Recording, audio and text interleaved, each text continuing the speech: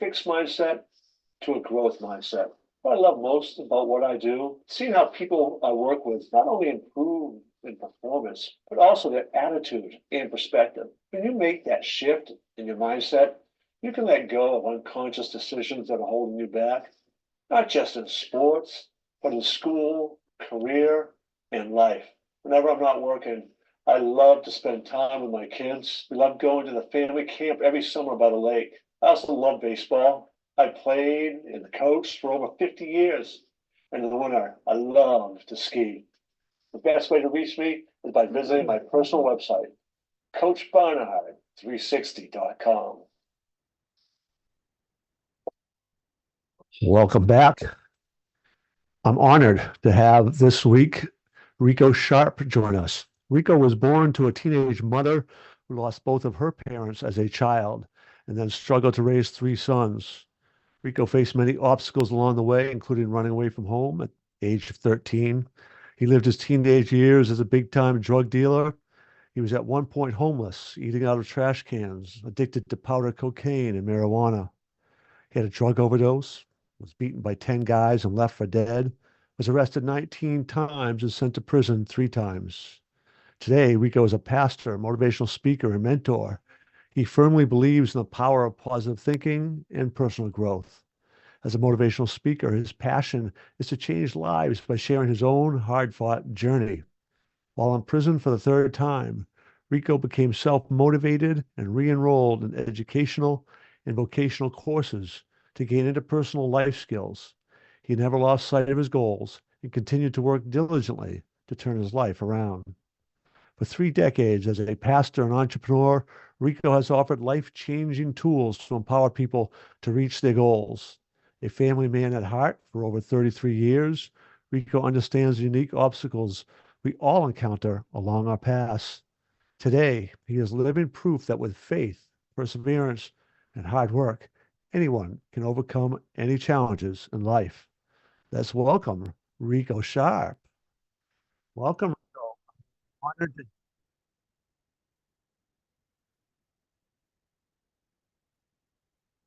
We are honored to have you. You have quite the story and an important story to tell. So I am so glad you were able to join us and have a conversation. So, all right. Well, one of the first questions I kind of have for you is, you know, it's important to talk about what the mindset is that turns people around, helps them transform. But I'm also always interested in what is it that allows some of those decisions to happen in the first place, right? What is that kind of mindset when they're young that leads them, leads you to make some of those decisions? Do you want to speak to us about that?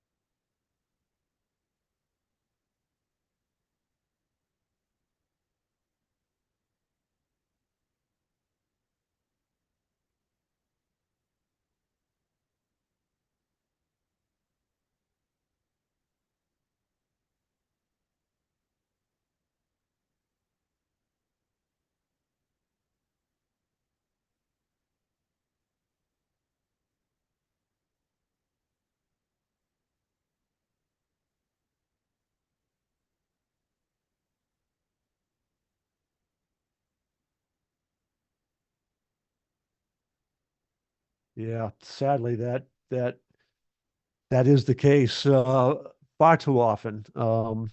I've had a few former students, and I've always worked with kids on the fringes who've found those early graves. So yeah, it's a tragedy when that happens.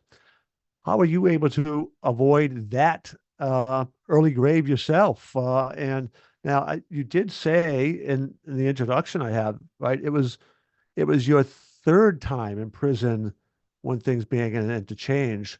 why the third time? Why wasn't it the first or the second time? What was different there that third time that helps you make those changes?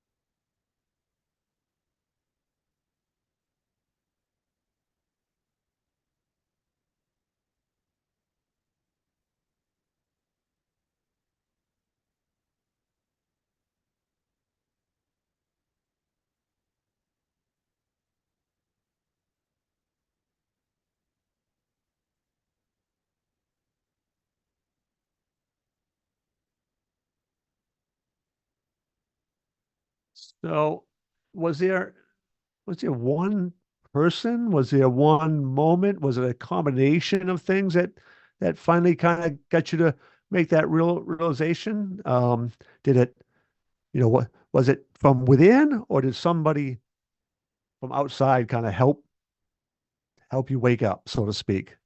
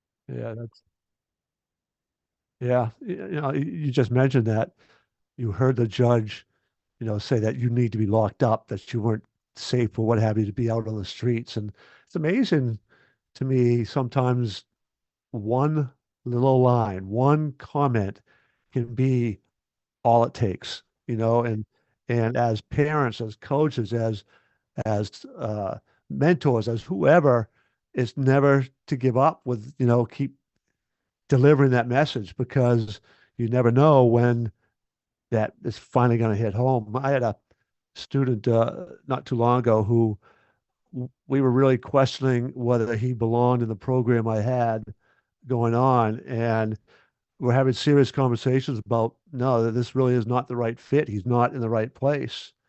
And he turned it around like that. And we were trying to figure out how'd that happen. And his mom said she had a conversation with him that she said, so and so who was a student that this student used to go, oh man, he's a terrible he's awful, he's a bully, he's all these things that he never wanted to be. And she said, you're him. And that was a wake up call. Now, there was a lot more work to do, but that was the trigger that got it started. So you never know, right? You never know. Now, I think it was on your website, maybe. I saw you had a son at when you were in prison, right? So how did that factor into that change and all that?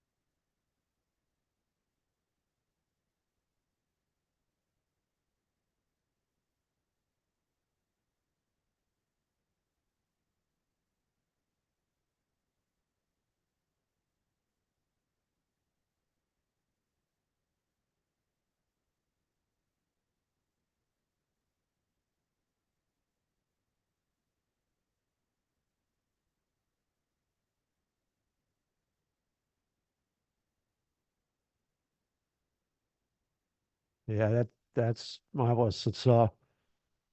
It's wonderful that you were able to see that, right? That all came back to you, and it's it kind of reminds me of that. I call them those Ebenezer Scrooge moments where your past comes back up, and it can sometimes it can really do good things for you. Sometimes it can haunt you a little bit if you don't, deal with a negative thing the right way. But it can have a way of kind of putting you back on the right path too.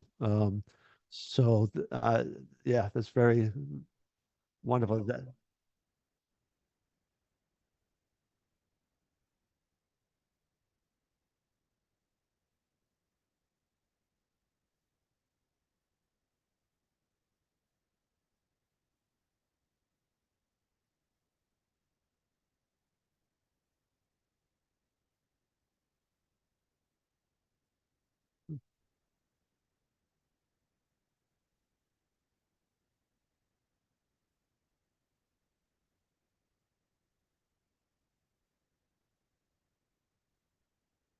Yeah, right.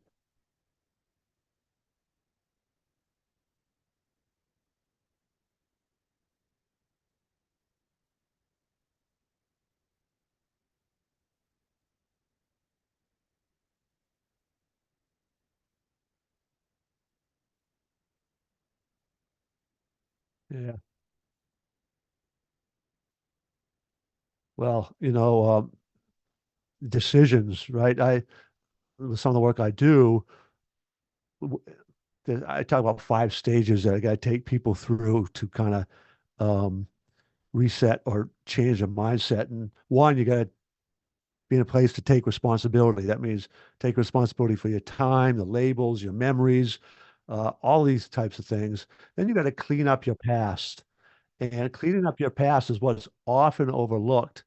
Um, but it has a profound impact. Some of these beliefs that we had handed down to us from observation, from modeling, from, you know, um, direct, like, this is what we believe in this family kind of thing. And um, families are families are complicated, to say the least, right? And um, when I do a family component, we've got to look at some of those unwritten rules that get passed down too, that may or may not be supportive, right? They may not be the best rules to be operating by, and we've got to own that and learn how to kind of move on from that. So it sounds like that's what happened to you, right?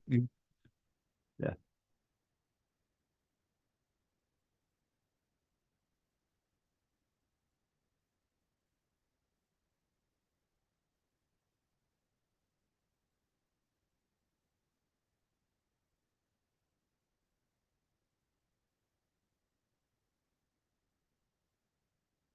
Mhm.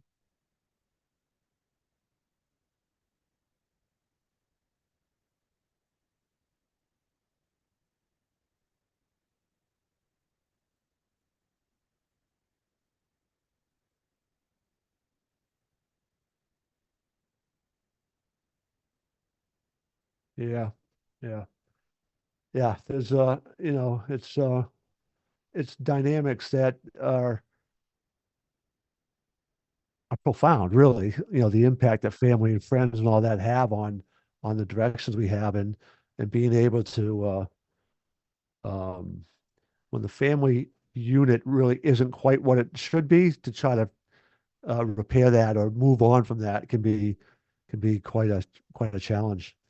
Now, you are a pastor, so talk to me a little bit about faith, because I have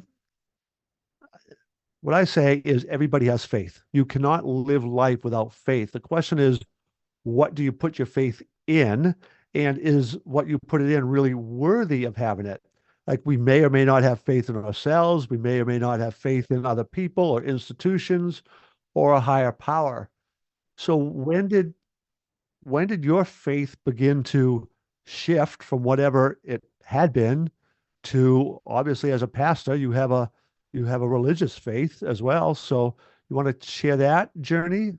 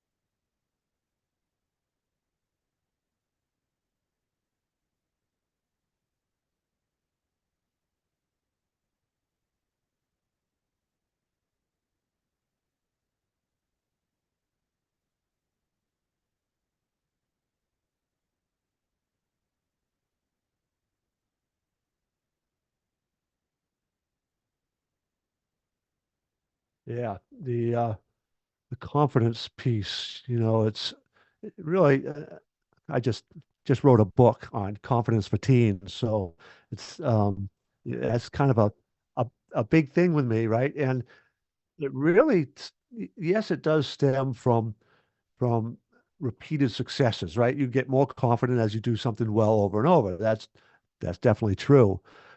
But the really unshakable confidence, from what I've been able to gather from research and personal experience, comes when you know deep down that your personal worth is not connected to any specific outcome out there.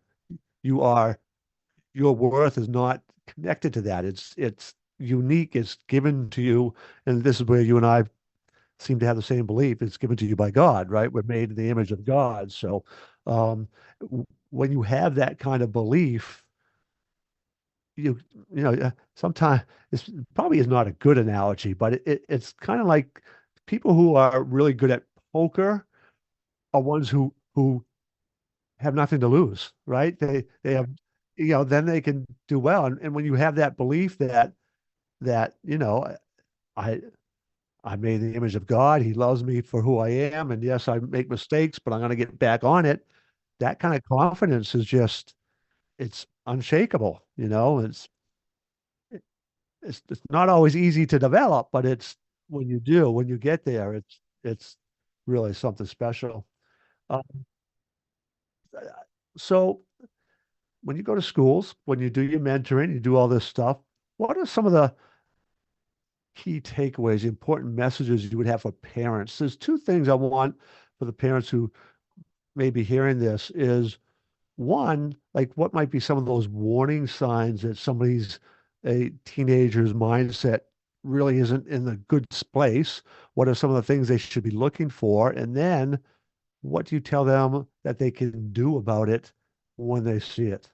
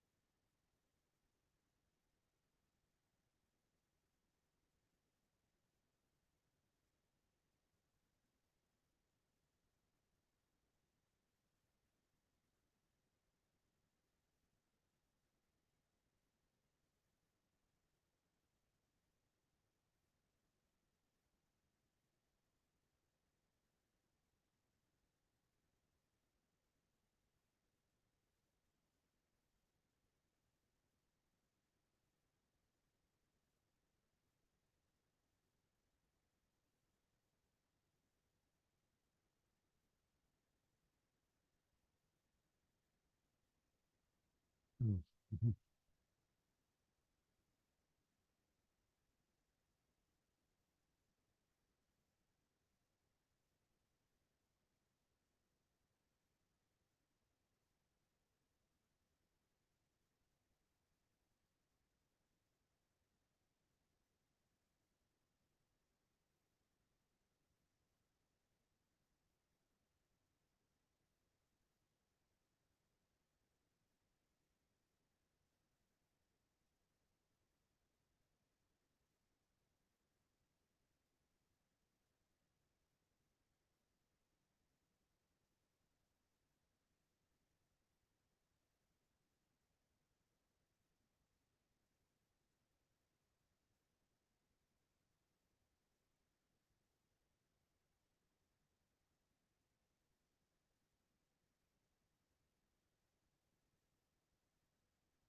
Yeah.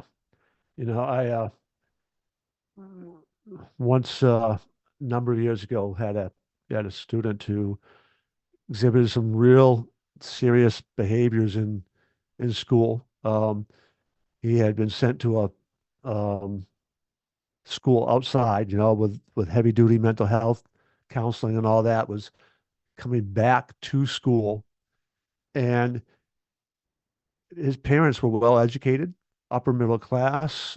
Um, and I want to be careful not to like necessarily place blame on them, but they also had this belief that, they could instead of eat dinner with them, they'd let him go play his video games. They would let him do things. And for a number of years, there was no connecting, no bonding, no communication.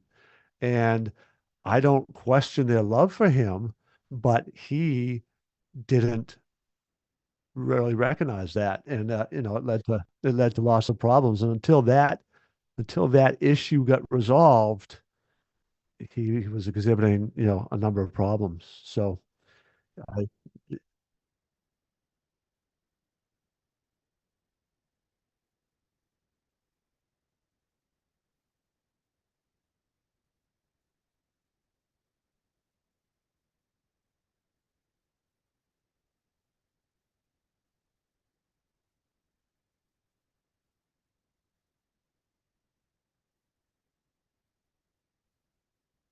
yeah, yeah, absolutely. I got one other question for you. So we talked about what your kind of advice is for parents and all. So when you are dealing with teenagers now, in a motivational setting, there's so much that you can do. But if you get a mentoring kind of situation with a kid, what are some of those messages you try to do in those two contexts? One as a motivational speaker, and two, if you have them a little more consistently as a mentor. How do you go about kind of using those two venues to get them to begin to wake up?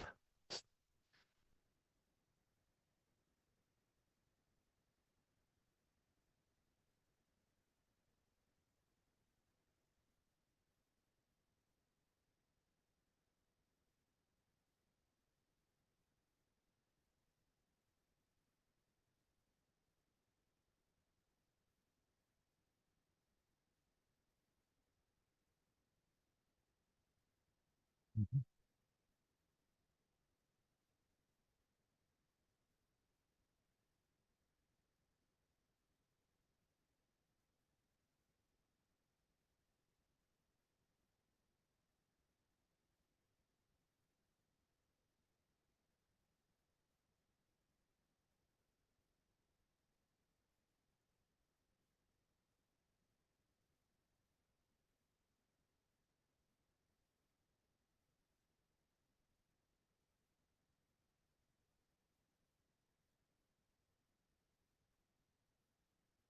Mhm.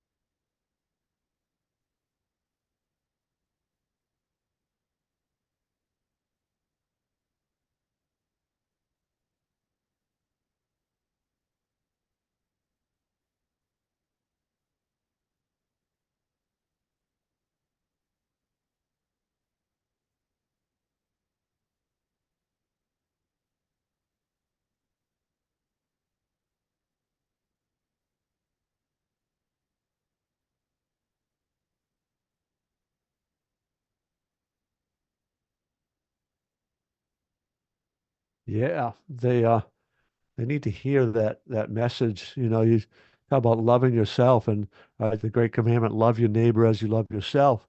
And my what I often say is that is what we see because a lot of people don't love themselves and therefore they treat others with that contempt that they have for themselves. And until you begin to switch that love inside of yourself, you will continue to treat others as you feel about yourself, right? And um, that's kind of where it all begins. So I love your message and I love what you're doing. L- what's the best way? I'm going to put you have a website, so let me put that up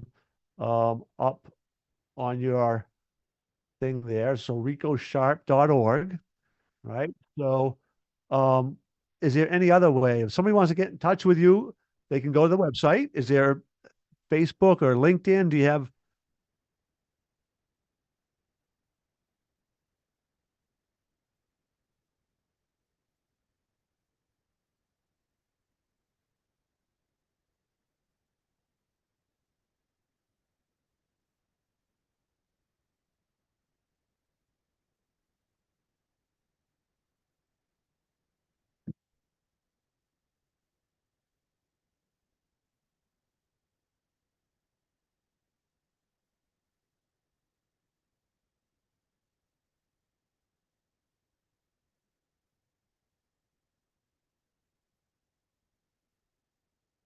Awesome. Thank you so much for joining us. And uh, I'm sure you, the listener out there, got a lot out of it. There was so many gems in that conversation. And, the bottom line is wherever you are in your life, it's not, you can change, you can transform, right? And it begins with your mindset, it begins with the thinking, uh, but it doesn't matter where you've come from. It only matters where you're going, and you are in control of that aspect. As always, if anybody's interested in learning more or has issues with their own teenagers and are kind of looking for some answers and struggles, you can go to coachchuck360.com. And there I've got all kinds of stuff. You've got my social media, my podcast, you've got my blog articles. There's lots of information out there. And I always encourage you to, if you need some help or looking out, book a discovery call with me. We can have a conversation so I can begin to try to figure out what it is you need. Where are you at? Where's your teenager at? What do I offer? How can I possibly help you? And see whether it's a match and see where we can go from there. But it's real important to keep your eye on your kids and never, no matter where they might be, never give up hope. All right. Never give up hope. So, next week, I'm going to have a conversation with Dr. Amruti Borad, who she was a self-professed perfectionist who, as she got into becoming a doctor, ended up suffering from burnout. So we'll have a conversation about that. So until next week, have a great week.